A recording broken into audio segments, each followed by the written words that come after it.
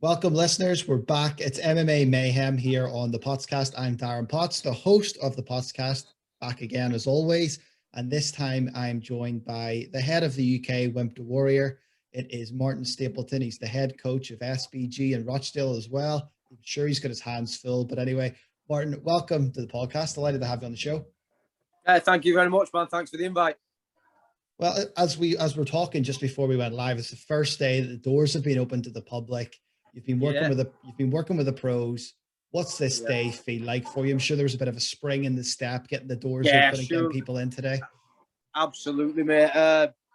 Like you said, through the lockdown and stuff, we've been working with the pro fighters and stuff, but the doors have been shut to the public. We've not been able any public in whatsoever, obviously. And I think, like the amount, like I was just saying to you, and I'll repeat myself now because we're, so the public at home can listen as well. Like, I don't think people who don't do martial arts who aren't involved in martial arts don't quite understand how important doing martial arts is to the people that do. Like, to me, martial arts is as important to me as any religion is to any religious person, or it's my belief. I believe in martial arts the way anyone believes in anything. And I don't think people understand how important it is for not just the physical well-being, but the mental health of the people who do it as well. So, to have that taken off us for so long, especially this last lockdown, I've noticed quite a lot of people getting in touch with me about struggling with the mental health, with the lack of martial arts, though, to be able to use martial arts as a release for that, release some steam and that kind of thing. So, yeah. Like you say, mate, big spring in my step today. The gym's been packed all day. Everyone's buzzing. So happy days. Let's hope it never happens again, Boris. Yeah, fingers crossed, Boris, if you're listening. Not doing it again. But I totally agree with you. I think the mental health aspect, and I think it's almost been, maybe for a long time, it's been one of those sort of tabooed subjects that people are beginning to open up a bit more. And COVID has really let people open that box and talk about these things, which I think is vital. And from speaking to different coaches, different fighters, what people I think that don't do martial arts don't realize is the mental side of martial arts and how vital and key that it is. And I love listening to different guys talk about discipline and consistency. And from your perspective as a coach, what are maybe some of the key characteristics that someone who comes into your gym for the first time and begins to get engaged with martial arts on top of a very good physical workout, what attributes or what characteristics will they learn from doing martial arts? Well, you just nailed two of them on the head there, straight away. Discipline and consistency are two massive ones, obviously. The consistency just to be on the, on the mats every day, to turn up every day to the gym. The discipline to be eating right, eating clean, doing the stuff you need to do at home, the discipline to be listening and taking in the information, then doing the work, using that information to do the work. That all takes discipline. Like, one of the things I've been speaking to the kids about today is just like the social aspect of it as well, because it, like in martial arts, when you're on the mat, especially with the kids class as well, like as a coach, I'll try and put it on them a little bit, like we've got something in the Royal Marines where we say like, where we question people. So we'll question, pause, nominate. So we'll ask a question. We won't send it to one individual person. We'll ask it to the group, pause, and then nominate one person to answer. So it makes them all think, oh, is he going to ask me? Is he going to ask me? So they're all thinking over the answer in their mind. And like just for today, for instance, like the kids actually socialising for once. I mean, it's just, I'm a little bit overawed today, to be honest. It's been such a good day. But there's the mental and the characteristic or the character qualities you grow in martial arts are just as important as the physical ones, mate. 100%. And it's something that as me and the wife, we're expecting our first child, and we always have these debates and we have a bit of a laugh doing it, because I want to get the kid at some point involved in some form of martial art. And the wife is obviously, oh no, I don't want them getting beat up and all that kind of stuff. And I'm trying to push the other side of it, of the things that they will learn. And one of the things that I learned when I first went to kickboxing was respect. respect for your competitors, respect for your coaches, and all that sort of stuff. And I think that's vital, especially in a world today where they're probably outside, and we see it on social media, the lack of respect and maybe the low attention span and all that sort of stuff. And I think it's really key to get kids involved in something which they can get ingrained in and develop in and learn from, as well as enjoy. Yeah, and talking about the social, like especially the growth in social media, like it's like an instant gratification society now with the growth of social media. And you'll get a lot of people saying, "Oh, it's the kids these days, this and that."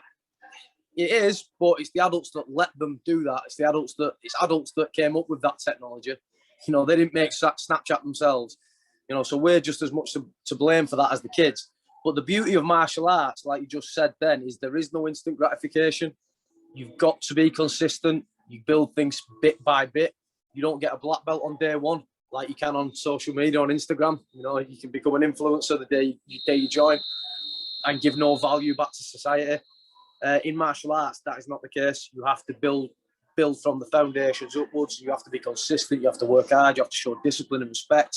There's no instant gratification. And I think now, especially in today's modern world, I think that is massively important to be able to give kids that lesson daily, weekly, monthly. Keep chipping away that lesson that something that's going to be valuable to you, something that's worthwhile, is going to take a long time. Yeah, totally agree. And obviously you've learned these things through a very long period of time of enjoying MMA, of being part of MMA, of being involved with martial arts. And I like to focus on my guest's journey. So what I want to know now is, for example, for myself, I heard about MMA for the very first time as a kid watching Ken Shamrock in WWF. And then really? Yeah, that's when I first discovered it. It was Ken Shamrock and Dan Severn. And then Brock Lesnar appeared in WWF. And then when he made the move is really when my head turned. But how did you get involved? What was what piqued your interest?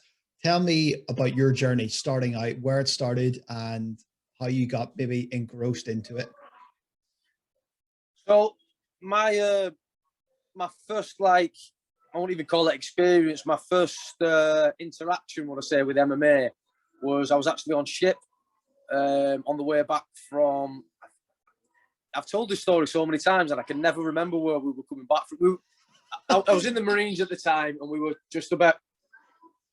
about the world everywhere, So we were actually on a ship, and it was me and one of my friends, Stroudy, and he had all the UFC 1, 2, 3 DVDs and stuff. And it was back in the days where you had to take a little portable DVD player with you. So we were on ship coming back from God knows where. And Stroudy was like, "Hey, check this out. Look at these guys." And we started watching UFC 1, 2, 3. We just couldn't believe. It's the same story probably a million people will tell you, but I just couldn't believe how Hoist Gracie was choking all these people out and destroying them all. So basically what we did is we'd go down onto the vehicle deck right underneath the ship, where they had a 20-foot container. That was the gym. That has a pull-up bar in it, and it had a few weights in it. And there was a couple of mats in there. So me and Stroudy, we'd get the mats out, put them on the floor, and we'd set the DVD player up, and we'd watch them move, and then we'd try and practice it and copy it. And then we did that all the way home on ship, which was about 3 weeks. And you know what martial arts is like? It's as soon as you start grappling, it's so addictive. So we were doing it day in, day out, twice a day, every time we had a break. So then as soon as I got home, I just went on Google and started finding martial arts gyms. And luckily for me, I found the Quantum Gym, which was run by the Butlin brothers, Ian, Andy and Dave Butlin. About 6 or 7 miles from my house. Back in them days, there was probably only 2 or 3 legit MMA gyms in the whole of England. And I just fell on my feet because one was 7 miles away from my house. And I got to train with the Butlin brothers. So, yeah, mate, I was so fortunate. I've been really fortunate throughout my whole MMA career, but setting off with them guys is my foundation, as the first people I learned off. Because, this is going back to 2004. And nobody knew anything. You were lucky to train with a blue belt back in them days. And these guys, they had Eddie Bravo staying at their house. They had Nogueira staying at their house. These guys had legit guys coming over and training with them. So, like I say, I totally fell on my feet with that kind of thing. It's crazy looking back at it, because I remember even as a kid in Northern Ireland where I grew up, you used to go to the local leisure center for the weekly jiu-jitsu class, and it was just like a volunteer who maybe hadn't even really done too much themselves teaching the kids. And that was really all we had. And one of the things I want to touch on now is the growing MMA scene, especially in the UK, because if you look from 2004, 3 gyms or something in the whole of the UK, the way it is now, the growth of the sport has been explosive. And in your opinion, what's that down to? It's obviously down to exposure and hard work, but there's obviously a lot more behind the scenes that maybe someone, an armchair fan like me that just watches the big shows, maybe sees and understands. Do you know what? One of the biggest things I think the major growth in MMA has been because of is, in any other sport, like, you cannot go to Man United and go to practice and train. I don't even know any football players' names. I was just going to say David Beckham then. That shows how much I know about football. But you can't go to Man United and just train with one of the Man United players. You can't do that. You can't go to Wigan Warriors and go and play with one of the rugby league professionals. In MMA, you can do that. You can go to an MMA gym and you can be training on the same mat as George St. Pierre was training at night time, or Saul Rogers was training there. And you can bump shoulders with these guys that you're seeing on TV.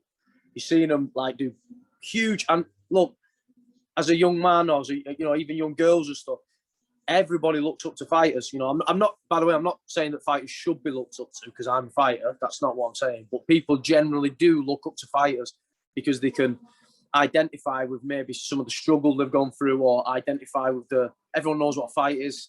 Everyone's pretty sure everyone knows what a fist fight is. And it's that in MMA, that's one of the things why I think it's grown so fast. Just the fact that general public can be exposed to top level professionals just by walking into a gym. Add to the fact that we're in the social media age, like we talked about before, it's a double-edged weapon. Can be good, can be bad. The good aspects of it for mixed martial arts, it's got so much exposure.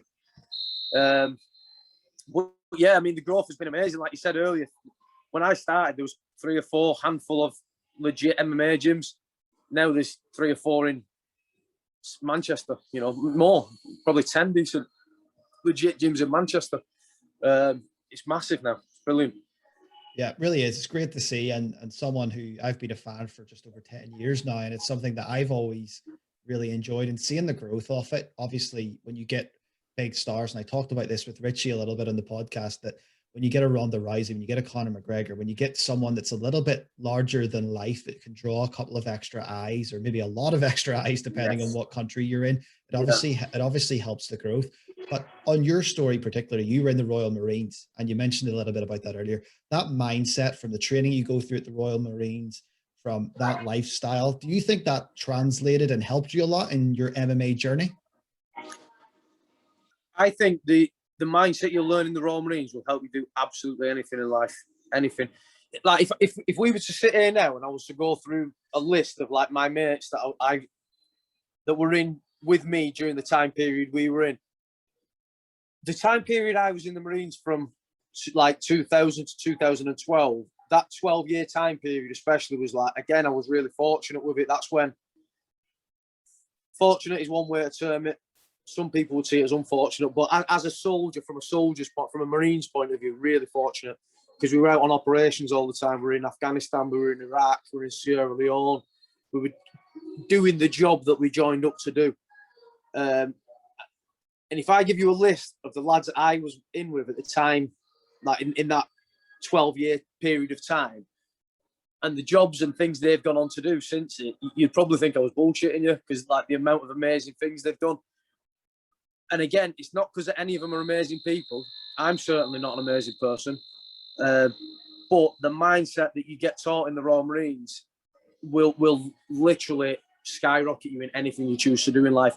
And like, I started MMA when I was maybe 23, or maybe 22, maybe. So not very young really for a martial artist to start, especially to turn pro and what have you. Maybe quite old to be starting up at that age and turning pro. But like, without that background of what I learned in the Royal Marines and the way to adapt to situations, to approach situations, how to overcome adversity, there's no way I would have been able to achieve the things I have. And I've not achieved anything special, but I just wouldn't have been able to achieve what I have achieved without that background.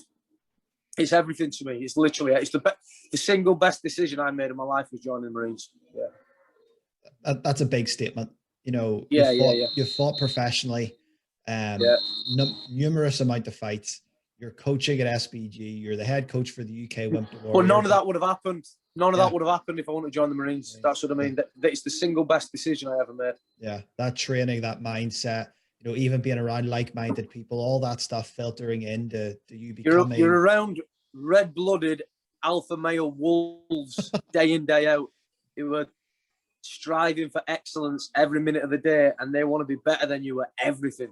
Do you know what I mean? That's what the Marines is. But it's not like that in a way that people are like trying to put each other down or anything. Everybody wants everyone who's with them and next to them to be just as professional as they are. But you want to be the best. You want to be the most professional. Do you know what I mean? That competitive spirit's just thriving in that environment.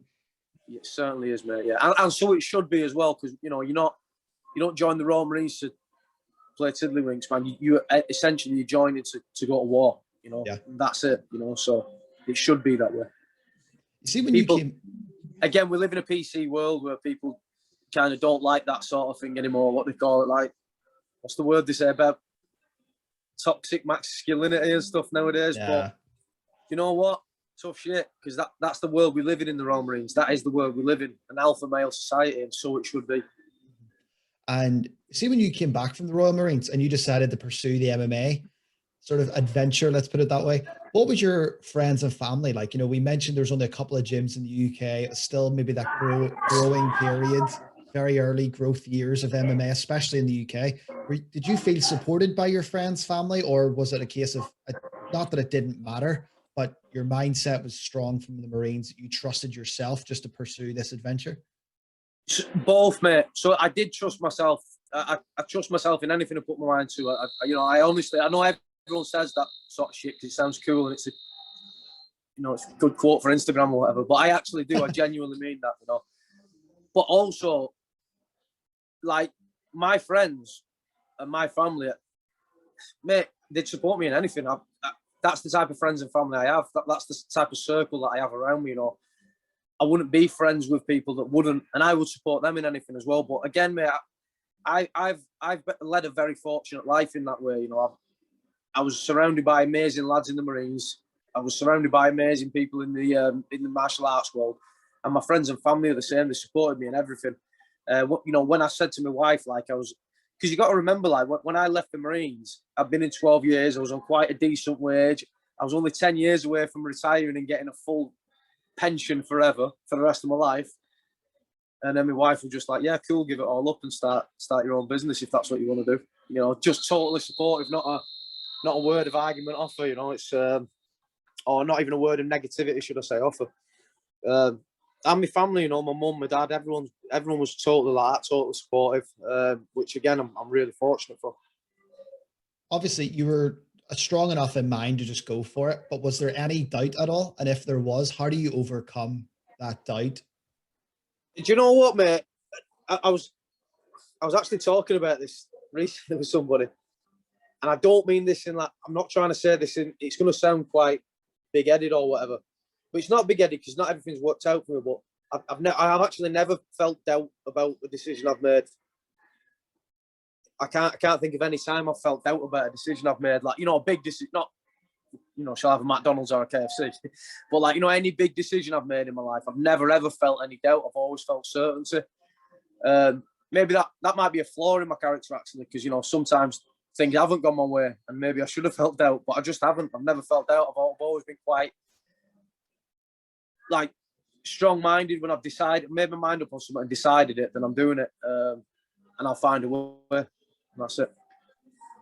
Phenomenal mindset. And yeah, it's a mindset I've heard from a lot of different people, but people who have went on to accomplish things in their life and chase their dreams and do really, really well. So you're in good company. well, here's the thing as well, yeah, is I bet you if you ask them people how many times have they failed, they'll be going, because I've failed more times than I've succeeded, but I'm just not scared of failing. That's the thing. I'm not afraid to fail. So no, I've never doubted anything that I've done. I've never thought it's going to be easy either, but I've never doubted it, because I'm not afraid to fail and start again. You know, if this all burns down tomorrow, I'll start again. It is what it is, you know. Yeah, tremendous mindset. Tell me a little bit about going professional as a fighter and those leading up to those professional fights and the difference of a mindset that you had going in to be a fighter than perhaps, I'm not going to say a Marine, but perhaps just in training and learning about MMA to going pro. So it's a bit of a difficult one because when I turned pro, it wasn't like it is today. You know, when I turned pro, like I never had any amateur fights. I went straight onto the semi-pro fights, which are what would probably now be classed as amateur fights. Like what the amateur fights used to be were no headshots whatsoever, even stood up. You couldn't punch to the head, kick to the head, nothing. So it was basically a grappling match with leg kicks. I wasn't interested in doing that, so I went straight into the semi-pro rules, which are similar to what today's amateur rules are. I think I had like 5 or 6 semi-pro fights, and then I turned pro. But the pro scene wasn't what it is today. And like, without going off on a tangent, I try and say this to the guys all the time. The thing with MMA is, you can turn pro tomorrow. You know, you can turn pro. You can contact a promoter and say, I'm a pro. I want to fight pro. You know, there's no governing body. There's no British Board of Boxing Control or anything like that.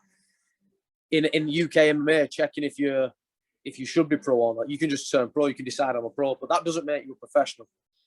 Being a professional is a mindset. Being professional is an attitude. You know, there's loads of guys out there, and we all know them.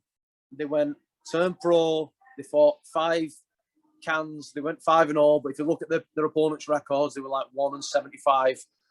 And then they had 1 or 2 fights against real opponents, lost them, and then quit. Those guys are not professional. They're not professional fighters. They're just guys that call themselves pros. They're not real pros. When any of my guys turn pro, I want them to be acting, training, and approaching the game like a professional while they're an amateur. If they want to tell me that I want to turn pro, well, let me see you act like a pro. Let me see you train like a pro, diet like a pro. You know, let me see you live your life day to day like a professional. Then we'll talk about turning pro. I'm not interested in turning people pro just to say they're pro. You know, just so they can go, yeah, I'm a pro fighter. I'm not interested in that whatsoever. For me, if someone wants to turn pro, they have to be a professional. And again, that's a choice. That's a mindset. That's an attitude. Yeah, 110%. I think it's key to success as well. I don't think, as you mentioned, you know, you can't go pro and get a couple of 3, 4, 5-0 against a couple of random people, and then you fight someone good and it goes sort of down the drain, and that's sort of it. But I think, as you said, it's that attitude that really defines the character and the person in terms of the professional. You're either a professional or you're not. No matter what it says on your certificate, whether it says you're a pro fighter or not, you're either a professional or you're not. There's no in between. You're either professional in your day-to-day approach to everything, or you're not. There's no in between, man. And those guys that are calling themselves pro fighters, but they're not professional, it stands out a mile. And everyone in the game that's really in the game can see it, you know. Yeah, absolutely. Well, you did fight in Bellator, Cage Warriors, and BAMMA. You actually won the BAMMA lightweight title. You see, winning gold. And I've had this conversation with a couple of different guys who have maybe won a title in different promotions and stuff like that. Does that maybe, I'm finding it hard to describe what I'm trying to say, but does that give you the validation that the journey was worthwhile? Or is that just another notch on the belt, so to speak? I don't know. I don't know, because the journey's worthwhile to me no matter what. What I've gained from martial arts. So, like, how do I explain? It's not linear. Martial arts and doing MMA is not linear. It's not like you'll put this much in and get this much out, and put this much in and get this much out, and it's not going to be smooth, steady sailing.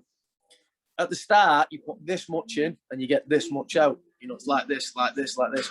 But as I've gone along, and now I've got my own gym, I've got a team of guys who look up to me and respect me as a coach, and respect the things I tell them.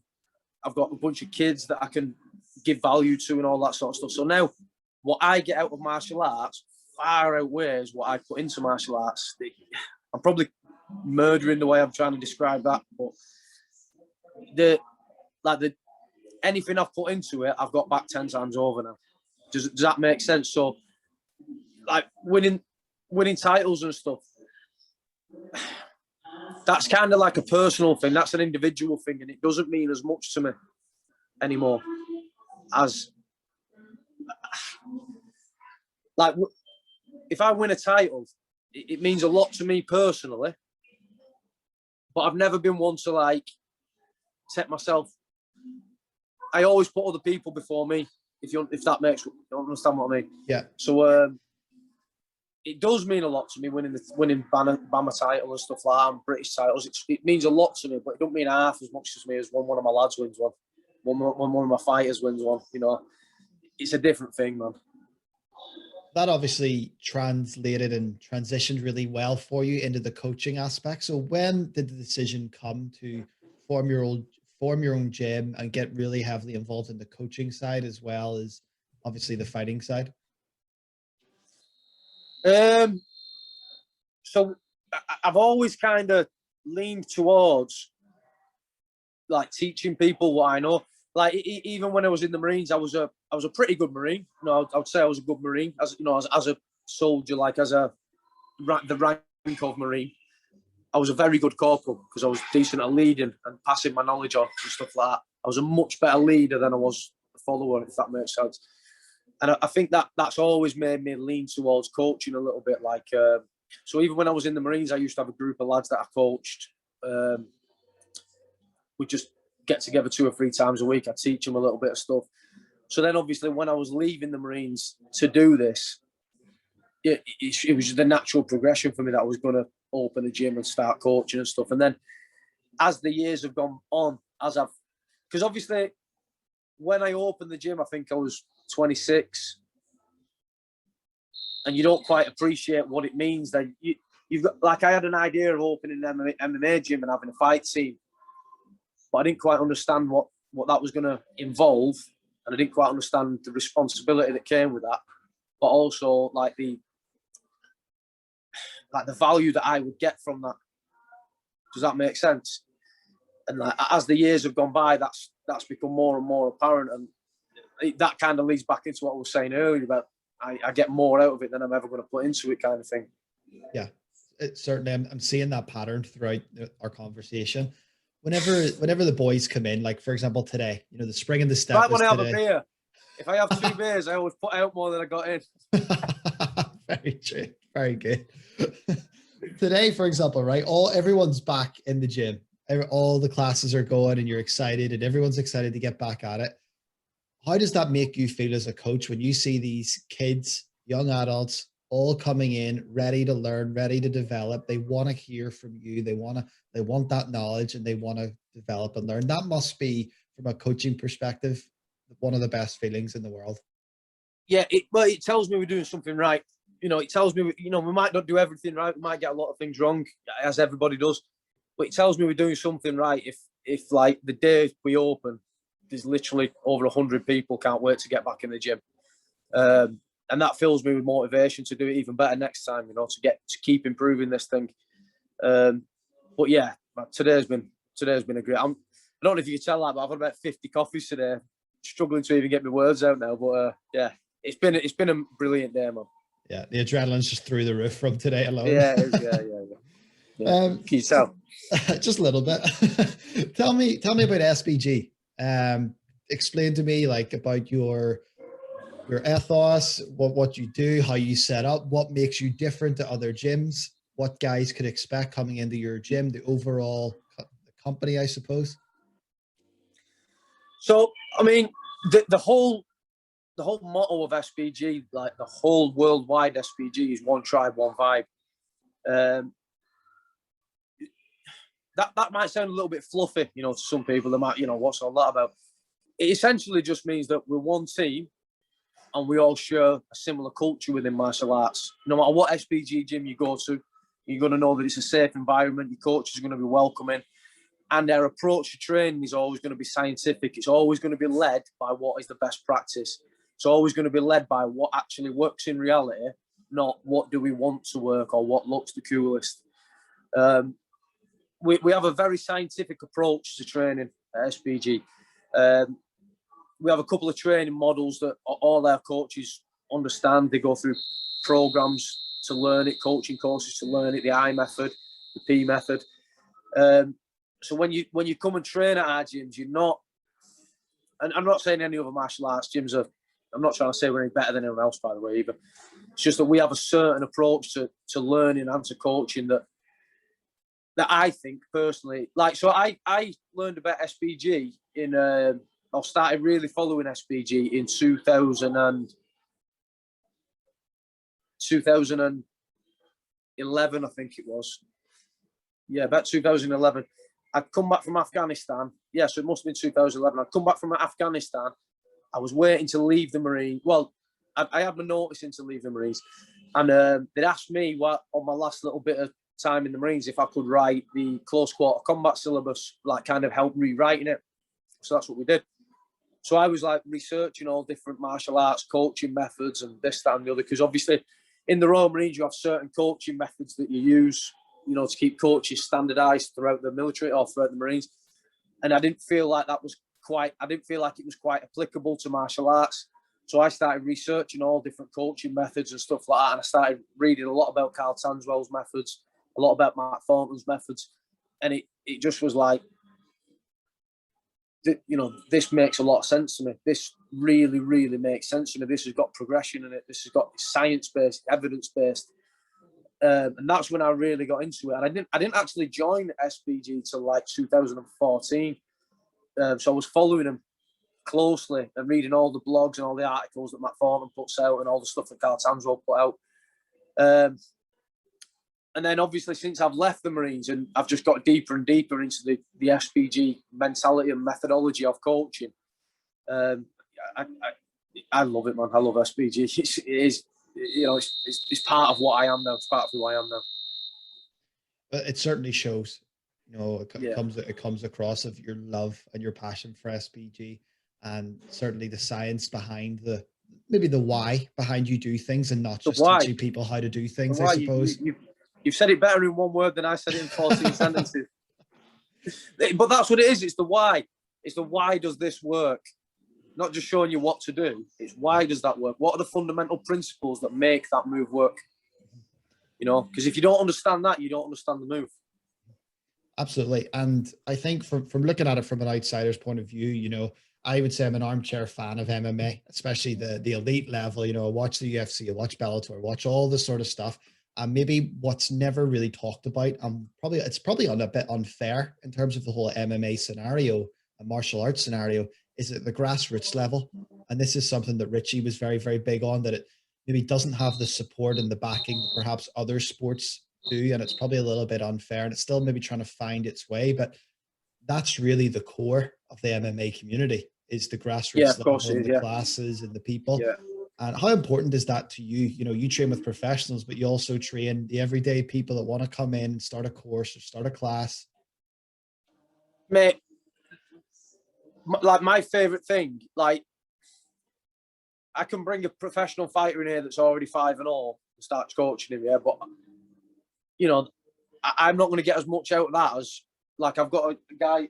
He's out there right now. He's teaching a private right now, Kyron Sturrock. I started coaching him when he was like 11 years old. Now he's 10-1, 9-1 as an amateur. He's turned pro now. He's fighting pro and he's coaching at our gym. You know, that for me is what it's all about. You know, that for me, seeing that progression of someone as a fighter and as a person, as a martial artist, that's what it's about, you know. Yeah, 100%. Like seeing that success story and seeing those building blocks constantly being added year on year, to seeing them in a position where they can help other people, it obviously is so fulfilling. But I want to move on, talk a little bit about the Wimp to Warrior program now. You know, I've talked to Richie about it, really passionate, fun conversation with Richie. That podcast will be already out the time this podcast goes live. So if you haven't heard it yet, go back and check that out. But tell me about Wimp to Warrior. I have a friend who done it, and that's how I discovered Wimp to Warrior, was him telling me about probably the best experience of his life. And again, similar to yourself, he was in the army, he was in Afghan, all that sort of stuff. But Wimp to Warrior was the thing that stood out for him, was that Wimp to Warrior experience. So tell me about it from your perspective. So, I mean, it was John Kavanagh that actually made contact with me and asked me about coaching on Wimp to Warrior, and I was like, what's this? Let's have a look. Initially, when I heard about it, it was like, because, you know, everyone does blue collar or white collar boxing and blue, whatever you call it, is it white collar or blue collar? I don't know. Boxing with collars on. You know, them sort of things. Initially, when I heard about it, I was like, don't know if I'm interested in that. You know, I've heard of the white collar boxing. They train twice a week for 6 weeks and have a fight. I've been to a few of the fights. Wasn't really interested. And then I started looking at the actual program, and it's nothing like it whatsoever. You know, the Wimp to Warrior program is 6 months of training. They're training 5 mornings a week. They're training every morning. The whole purpose of it is to get someone who's never trained martial arts before, total novice. Most of the people who come on it have probably not trained any physical fitness at school. Or maybe they've come on it because they want to get over a certain event in their life that's an adversity in their life that they want to get over, or something like that. And they've never done martial arts before. And they go from that to training 5 mornings a week for 6 months. Some of them are doing 2-a-days. A lot of them, by the end of the course, they're doing 2-a-days. And again, it's a structure. We try and make them, not break them. We structure it. We start nice and steady, build them up, start on the fundamentals and build them up. They probably don't spar until the last 6 weeks of the program. And by the time they've finished the program, they've gone from having 0 martial arts experience, 0 competition experience, and then they compete on a show where our shows have like 1,500 people in attendance, and I think it was 22,000 live stream on Facebook. And so those people have come from absolutely 0 experience to committing 6 months of their lives to training like a professional, then competing like a professional. The transformation that they show is just literally phenomenal. So like even when I did my first season as a coach, I was kind of a little bit, not skeptical, but I was kind of a little bit like, yeah, we'll see how this goes. You know, again, because I committed to it, I knew I was going to make it. I was going to give it everything I've got. I was going to be all in on it. But again, I was still a little bit like, we'll see how it goes. Might do a second season, might not. We'll see how it goes. About 4 weeks in, I was totally sold on it. I was like, yeah, I'm going to do this forever. As long as this program is going, I'm doing it. Like you say, mate, the transformation, the change you see in people over them 6 months, there's very little else I can think of that I've ever seen where people would change so much in such a little time and have such a lasting impact on them. It's amazing, mate. It's brilliant. Yeah, it's really incredible. And the biggest thing I noticed from my friend who done it, it wasn't just a physical change, you know, no, in his body shape. It was the way they looked at life, how they thought, how they acted, how they interacted, their priorities, the mindset. When things get hard, and me and this friend, we went last week and we done a 14-kilometer hike up a mountain. It was great. We didn't have to stop for a while. It's like, oh, let's just keep going. You know, just that like pushing through that hard work, that just the things that it teaches. To me, it just looks phenomenal from the outside. And I was one of those guys. It is so good. Yeah, sitting on that stream watching him as he got to compete for the very first time. And it's something that in the future, if it ever comes to Vancouver, and Richie knows this, that I want to get involved at some stage in Vancouver if it ever comes this direction. And fingers crossed that it does. But for you, when these guys walk in, and I think that is the key thing, and it is the thing that people don't realize the most, that some of the guys who sign up to do this, they could be a 9-to-5 office worker who've never done any physical activity for maybe years. a lot of people are in that similar kind of category. Yeah, and it's that transformation that goes through from that program. It's phenomenal, and obviously go ahead. One of the good things about the Wimp to Warrior program as well is like on the finale, the fight night, especially on our season as well, we try and really get that point across to the people in the crowd and like the supporters. We try and get the point across to them where these people have started and the journey they've overcome over the last 6 months, the amount of effort they've put in. And it's kind of different to any other fight show. You know, there's like literally 0 animosity in the crowd. There's like red team and blue team. Whoever wins at the end, the crowd's cheering for both of them. Do you get what I mean? And the other thing is, like, you know, normally when you go to an MMA show, fight show, most of the guys on there, you start at the start of the show, there's the novices, and then there's a little bit more experience, then there's the title fight amateurs, then there's the pros. And they might have had 5, 6, 7 fights. So some of the fans come, some of them don't, this kind of thing. Or some of them have been to see them that many times that they're just turning up to get pissed, really. And that Wimp to Warrior's not that. Everybody knows that this is the one and only time that then people are ever going to fight and compete. Everyone, all the mates turn up, all the family turn up, they all support them, they all really get into the fight. It's amazing. It really is amazing. It's the fight show, the event is like no other event I've ever been to. Obviously, it's another feather in your cap as a coach that you're involved in that program as well as involved with everything that SBG does. In terms of the growth of MMA in general, you know, it's still a relatively young sport compared to a lot of other sports throughout the world. How big can MMA really go in your opinion? Because every year it just seems to get slightly bigger and bigger. But as you mentioned earlier, those accreditations and those maybe regulators, I suppose, just aren't there yet. But in your opinion, what do you think is next? I don't know, mate. People always compare MMA to boxing. I don't think MMA will ever overtake boxing. I don't think it'll ever be as big as boxing's easier to understand to a casual fan. If you're a casual fan who likes to watch combat sports and have a couple of pints with your mates, it's a lot easier to understand two guys punching each other in the face than two guys looking for heel hook from. Do you get what I'm saying? It's a lot easier to understand the actual sport of boxing than it is MMA. Don't think MMA will ever quite overtake boxing from a casual fan's point of view.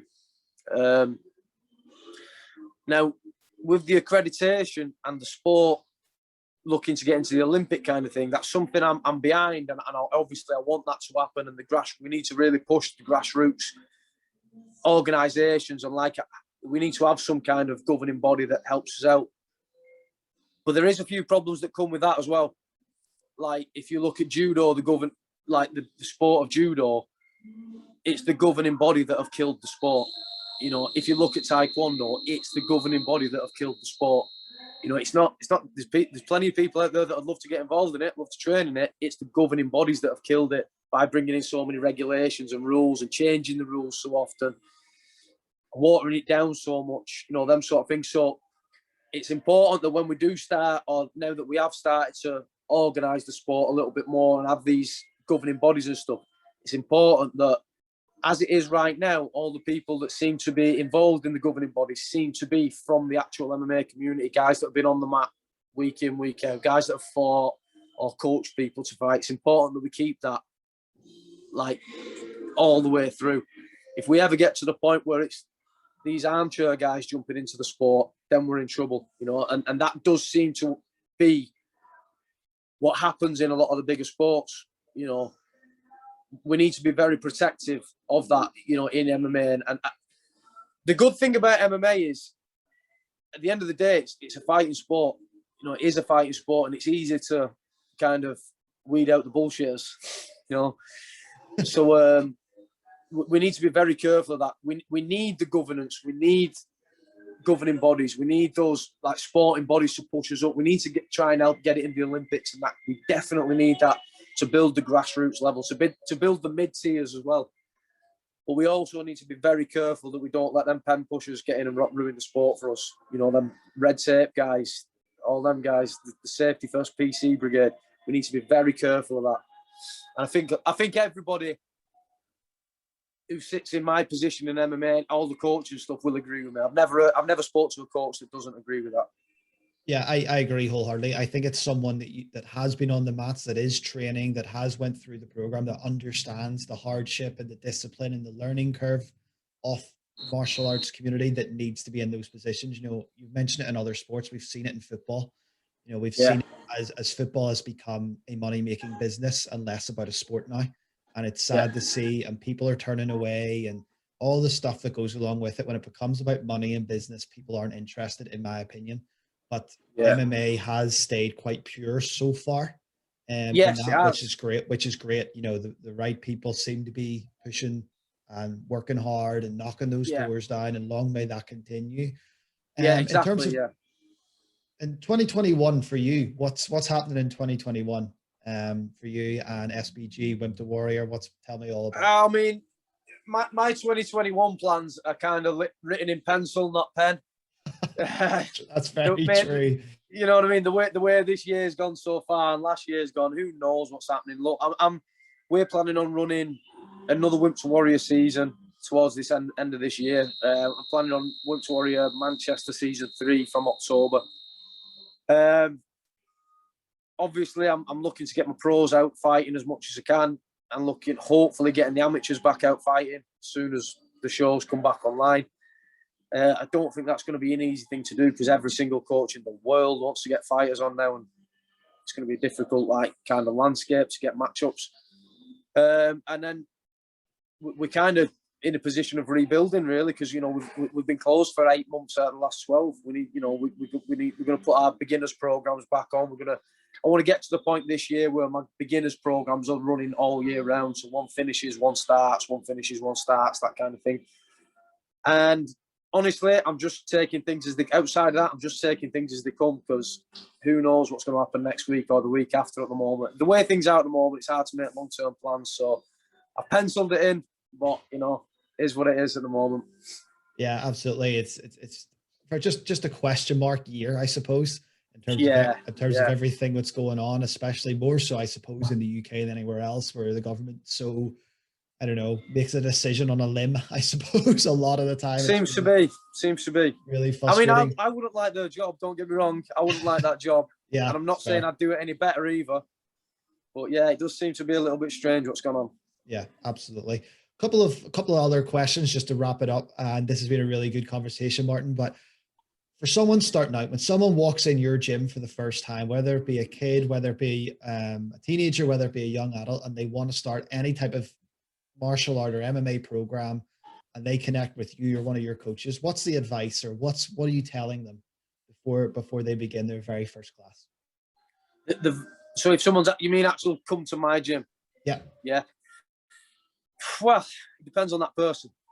Depends depends what they show me. More than anything, I will always tell them all to enjoy themselves.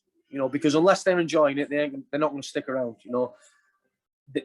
They need to allow themselves to be a beginner, allow themselves to make mistakes and not beat themselves up over it. A lot of people will come to martial arts and they don't want to, or they don't know how to let themselves be a beginner. If they mess something up, they'll be like kicking themselves in that and thinking, I'm not as good as him, I'm not as fit as that guy, or can't do what that. Let yourself be a beginner. It's the best time of your martial arts career, because that's the time when you're allowed to keep fucking things up. You're a beginner.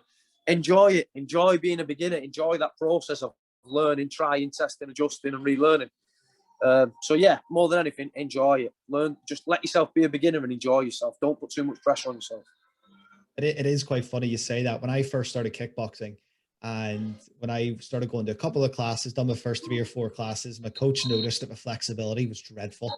Like my kicking was so poor from years of playing football and soccer and all that sort of stuff. And I remember at the end of every sort of class, whenever everyone was starting to go home, he's like, Darren, you're staying. And I was like, right, okay. It was, I'm going to tidy up the gym and you're just going to sit there and do stretches until I'm done. And he made me stay after every class to do stretches to work on my flexibility. And when I was telling that's what you needed. It was, but I was telling my mates though, they're always like, oh, that's embarrassing that, like I wouldn't be up for that. It's just funny, the mindset, when I'm looking at it and going, he's obviously seen something that I need to improve on, and he's given me free time while he's to work on it. And he would have a little glance over and be like, I didn't say stop stretching, And I think it's so key. And you're right. You have to enjoy, and you have to have that time of learning. And enjoying learning and enjoying making mistakes and enjoying. Let yourself make mistakes. Let yourself make the mistakes. Learn from them. Don't get me wrong. Learn from them. Yeah. But don't be afraid to make the mistakes. Let yourself do it. It's the one time in your whole martial arts career is when you're a beginner for them first few years that you're allowed to make mistakes as day in day out, every 5 minutes if you want, and enjoy it at the same time. Yeah. Don't put that pressure on yourself. Absolutely.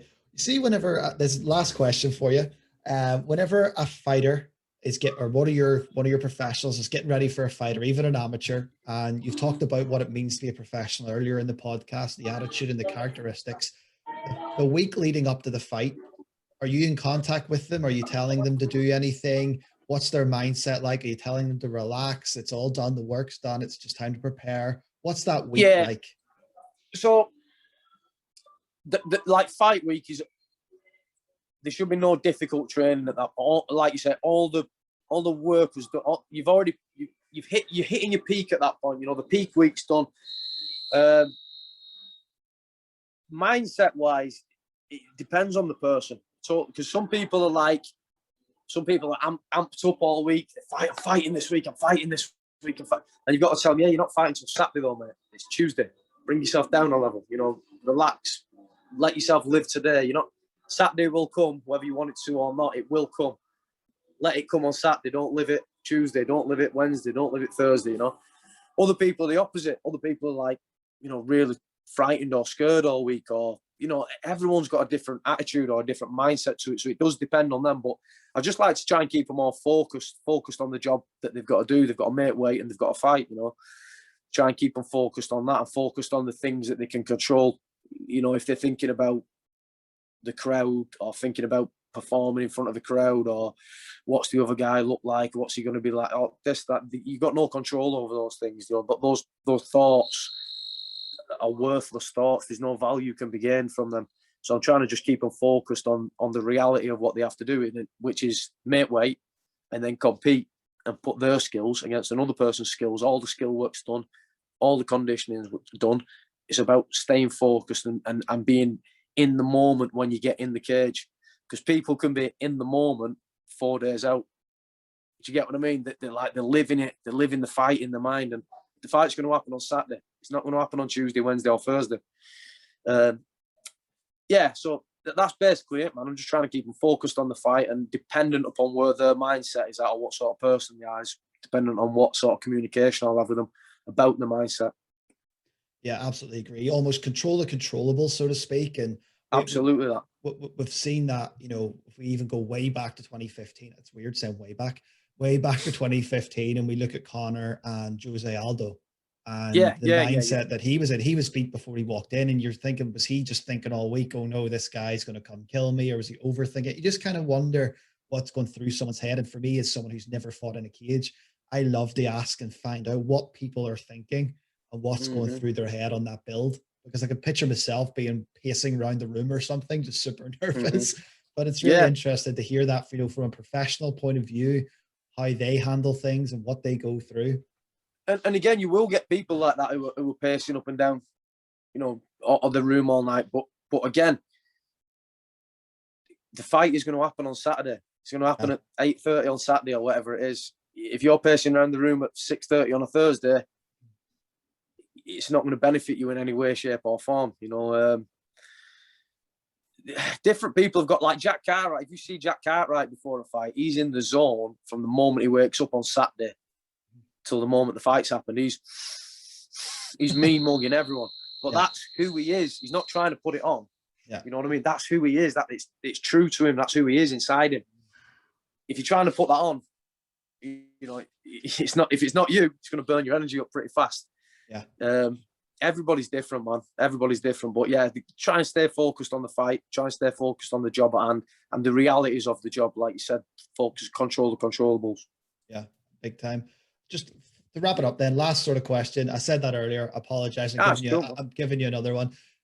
There's been a lot of big names in the or come out of the UFC and in and around the MMA world in the last number of years. I mentioned Ronda earlier and Conor and so on. Is there any particular fighters that maybe you look up to, or you say, oh, that's a good inspiration or someone to aspire to be like? Is there any particular fighters that you think carry themselves well, or are a good example, I suppose, to younger people coming in and entering into this? Yeah. And everyone's going to say I'm biased because he's SBG. Davy Grant. Davy Grant. Look at Davy Grant, man. Whether he wins or loses, he just loves every second. He appreciates every second he's in the cage. Look at his last couple of performances. Him and Alex Enland have got video of him practicing in the warm-up room and on pads the week before of the stuff he was going to do, and then doing it in the cage on fight night. That's putting your practice into your performance, you know. Look at him at the end of his fights. He's always happy. He's always smiling. He's always happy. He's had a 15-minute war. He's happy. He's never like showing animosity towards anyone or hate towards anyone. The guy's always smiling. Yeah, Davy Grant. Yeah. That's who I would say. If I was going to say to someone, be a fighter and you know, look up to this guy's attitude and approach to the game and stuff like that, yeah, it'd be Davy Grant for me right now. And again, people say I'm being biased because he's SBG, but it would be, really would. I don't think it's even unfair or even anything to say you're being biased. You love the SBG brand. You've bought into it, you work there, and that's totally fine. And I really, really respect that as well. Really, really good answers. Really great conversation, Martin. Thank you so much for coming on the podcast. I hope you've enjoyed it. I've had a great time. I have, man. I wish I wouldn't have had so many coffees earlier. My hands are shaking now. You're not sleep. You'll be waking up at 4 a.m. now. I know, man, but it's been a long day. But hey, good talking to you, man. Yeah, appreciate it. Thank you so much, Martin. Thanks for your time.